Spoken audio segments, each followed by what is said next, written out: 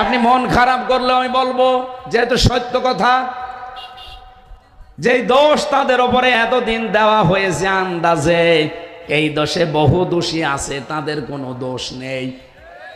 রাজাকারের দোষ তাদের দেওয়া হয়, তাদের দলে মাত্র 37 জন, অথচ যারা দেয় তাদের 1040 জন রাজাকার।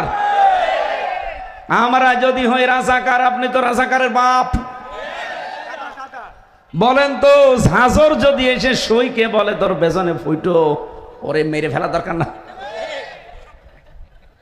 আপনার দলে 1040 জন রাজাকার, তাও লিস্টেড, আর আপনি আমার 37 জন নিয়ে মেতে আছেন।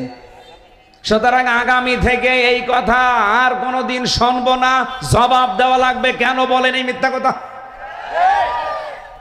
নিজেরটা ঠিক করতে পারেন না। যাদের 37 জনের ভেতরে 11 জনকে আপনি এই দোষে ফাঁসি দিয়ে মেরেই ফেলেছেন, যদিও তারা ওইভাবে রাজাকার ছিল না, আন্দাজে দোষ চাপিয়ে দেওয়া হয়েছে।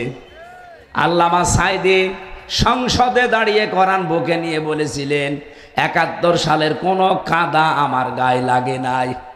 আমাকে যদি কেউ রাজাকার বলে তার প্রমাণ করতে না পারে, সে পিতৃ পরিচয়হীন অবৈধ যার সন্তান।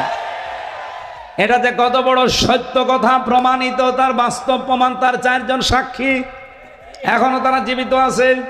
এ মানুষগুলো এখন সব স্বীকার করছে যে এগুলো সব হাসিনার সাজানো, আর দাদা বাবুদের প্রেসক্রিপশন অনুযায়ী এটা করা হয়েছিল।